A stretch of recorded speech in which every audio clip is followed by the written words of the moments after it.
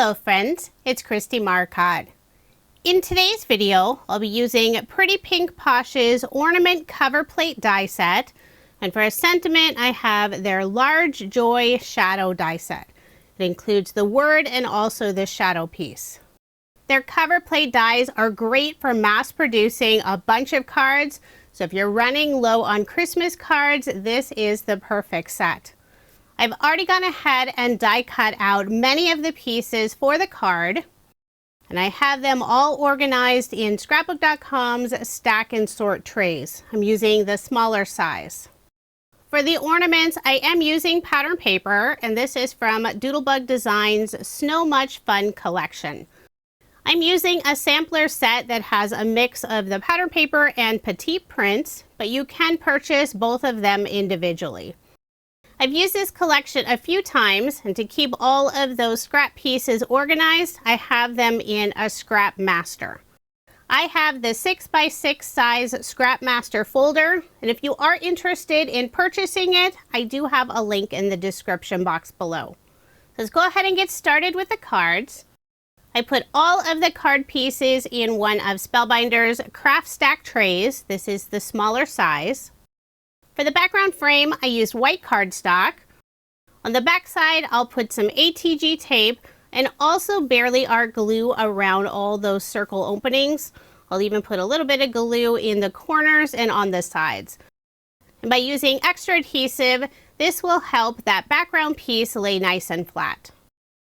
Now I'll adhere it on an A2 size card base. Now I'll inlay all the ornament pieces. I selected 8 different pattern papers from Doodlebug Designs' Snow Much Fun collection. Each card will feature 6 of the pattern papers. I love the fun detail for each of the ornaments. Using the cover plate, one will be cut out without any of the faux stitch detail. If you want to have more detail, you could simply cut out an additional ornament, but you would have duplicates on your card. I like the look of one without the faux stitch detail. There's also one ornament that cuts out tiny circles. Instead of having the white cardstock behind it, I want a little bit of sparkle, so I cut out a solid circle from some silver glitter paper by Scrapbook.com. Now I'll put glue on the back of the blue ornament with all the small circle cutouts and adhere it on top of that silver glitter piece. So now you can see that lovely sparkle through the ornament. I have 2 more ornaments to attach. I love the look with pattern paper, but this would also be fun with solid cardstock, or you could use more specialty cardstocks.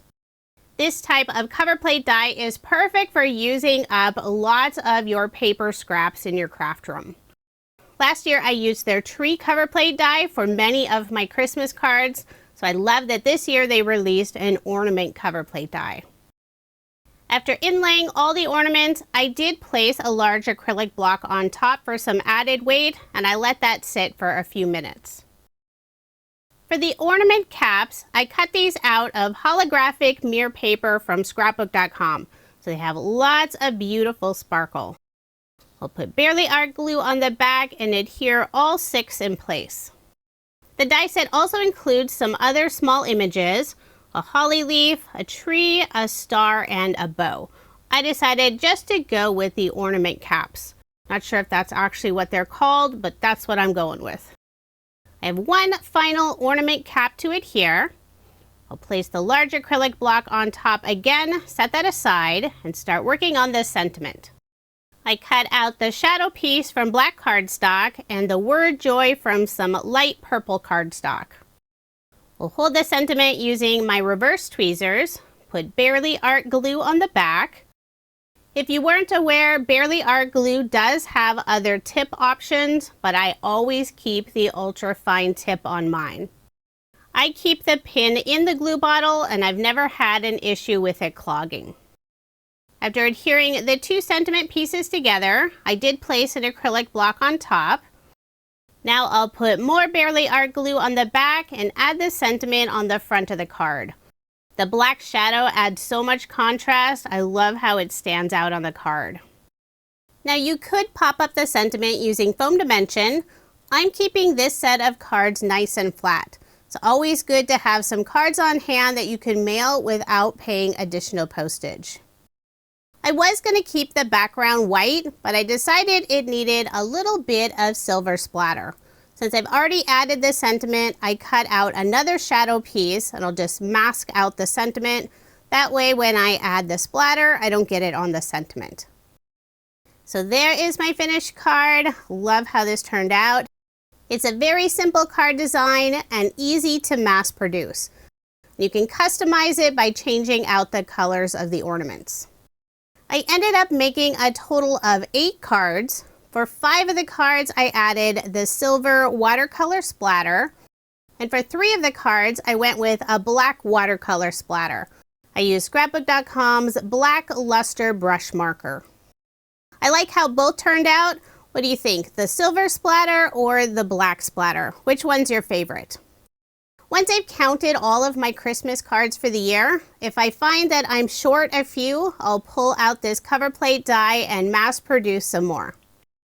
If you are interested in any of the products I used in this video, I do have links in the description box below. Pretty Pink Posh never disappoints with their fun releases, and I love that their stamps, dies, and stencils are all made here in the US. And a huge bonus, they're a local business in Washington State where I live. Thank you so much for watching, and I hope you have a wonderful day.